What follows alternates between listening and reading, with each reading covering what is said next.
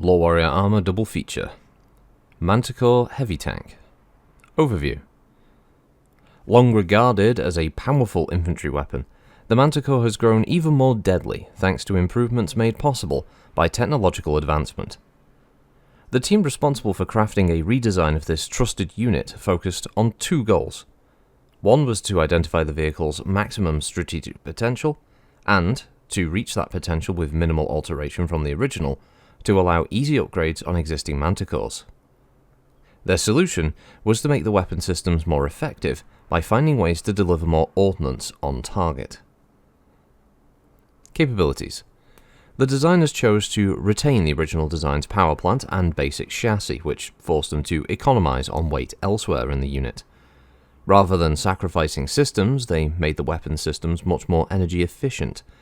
The new Manticore's main weapon is a Tharhe's Thunderbolt large pulse laser. Though the laser lacks the range of the original model's PPC, increased accuracy evens out the balance. Artemis fire control systems improve the accuracy of both the short and long-range missile racks, resulting in more missiles hitting their target.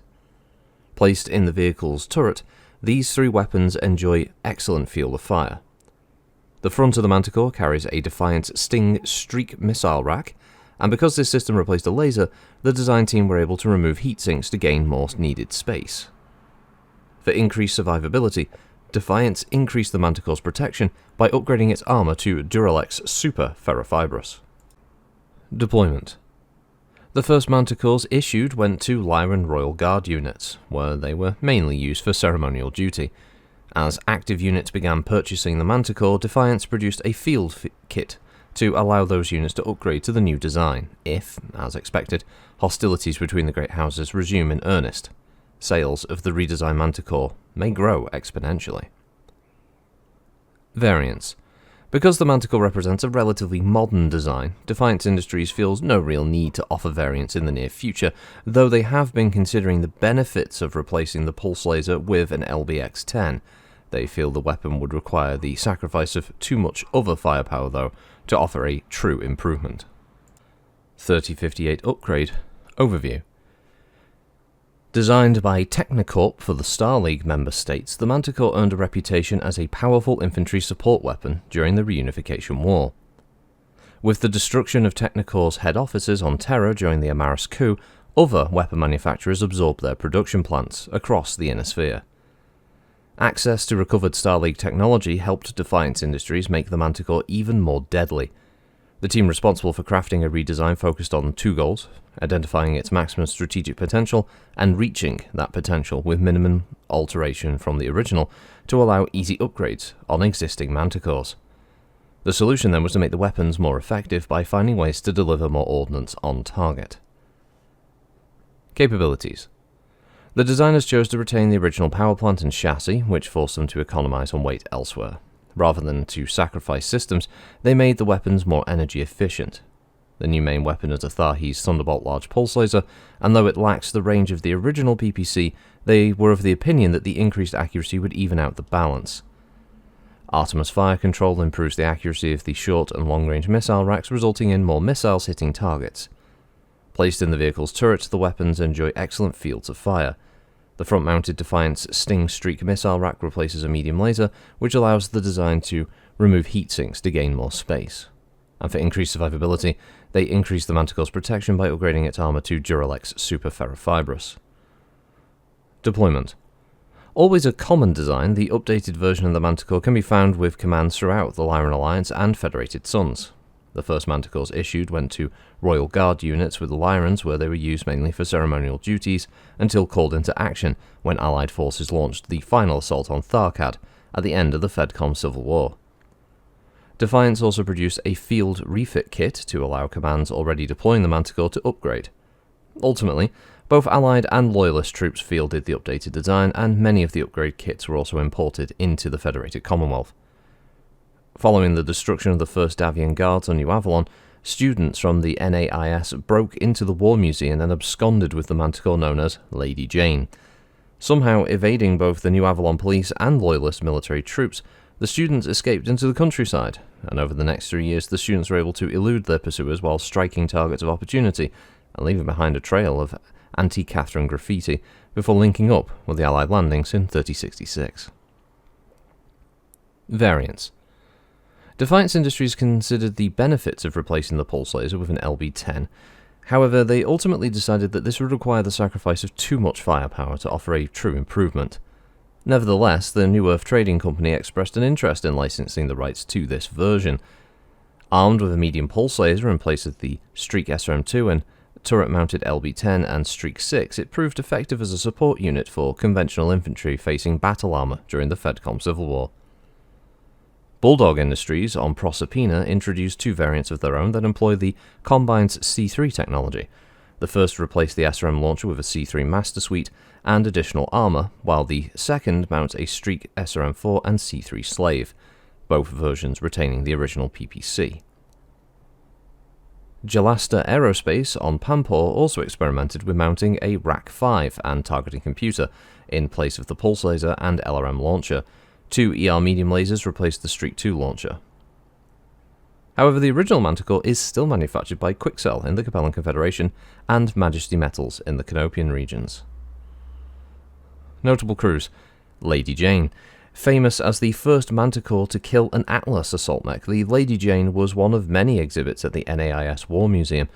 Upgraded after her liberation in 3064, the Jane survived over 2 years of guerrilla combat.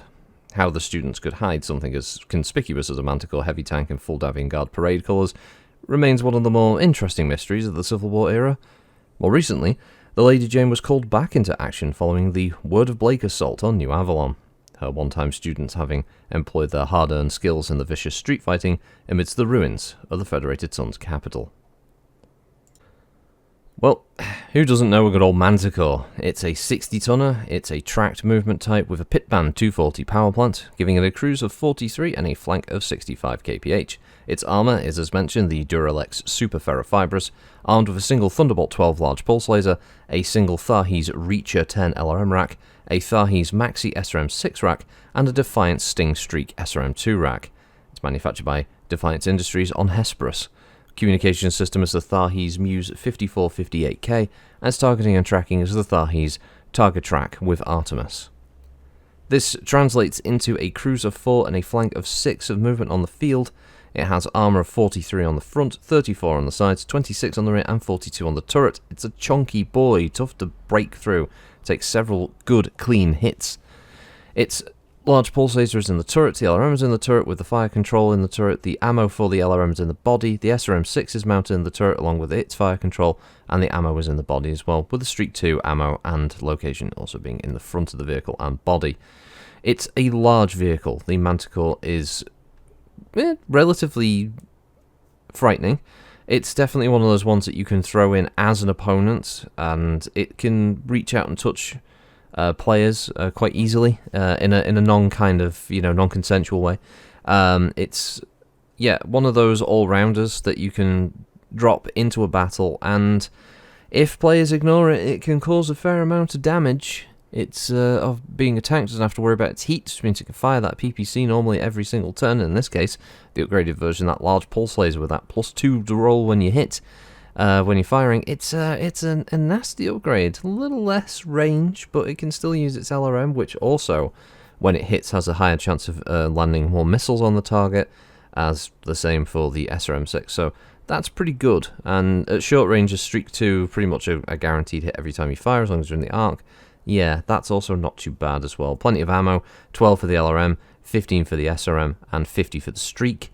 So it's not going anywhere anytime soon. It's not going to run out of ammo anytime soon, and the large pulse will keep it firing regardless every single turn. So yeah, overall, it's a good all-round heavy tank. It's a decent one to use as a boss vehicle in a scenario where you may have the players in lighter vehicles, for instance, or lighter mechs, where this could be certainly the end of a scenario boss. They're also very just effective to use in longer campaigns where both players are obviously buying their forces, and Manticores are one of those good lance leaders for a vehicle lance, or being able to field multiple Manticores means that you've got something that can lay down a fair amount of fire and engage at different ranges, and you don't have to worry too much about them being flanked or hit by faster moving units, because they generally got enough weapon systems that they can protect themselves without having to worry too much. So yeah, it also helps that the Manticore is definitely one of the better looking tanks that they ever designed for Battletech. It just immediately stands out, the big LRM launcher on the top and the main gun and stuff, so it's pretty cool. I've always been a fan of the Manticore. Don't really know if there's much else to say. It is just, it's kind of, it's a bit like the Bulldog. The two of them are kind of synonymous with each other. They're like this good dog's body type armored vehicles that you will deploy and know you're going to get results regardless, because they can take a hit and they can dish one out in return. So yeah, and it's 60 ton as well. That's not bad for their weight. When you consider that a lot of 60 ton battle mechs, for instance, some of them lack the amount of firepower that this brings. The only real advantage, obviously, some battle mechs get will be speed, for instance, where obviously like things like just well, like the Champion and the Dragon, for instance, definitely moved a lot quicker. But they obviously have the disadvantage of not being able to mount quite as much weaponry. For instance, a Manticore definitely outguns a Dragon, for instance. The main difference being that if the Dragon gets up to the Manticore, it can step on it, which the Manticore can't do. Much in the way of hand-to-hand combat, let's say. They can ram. You can have a tank ram a mech and damage its leg, but you end up doing more damage generally to the tank than you do to the mech. But there is an option. You can get crazy tankers who will just ram a mech and see if they can knock it over. But yeah, overall, Manticore's great, and this upgrade of it is, I don't know if it's arguably better, but it's a nice variant. It's a good alternative, especially if you're playing in this kind of time period in the late 3050s, early 3060s. You know, you've got a pretty good all-round heavy vehicle that can fill a few roles, and then you've got these other variants as well, like the Rack 5 one and the one that employs the C3 system and all that. So that's pretty cool. But I'll leave you with that. Thanks for listening, as always, and I'll catch you next time. Bye-bye.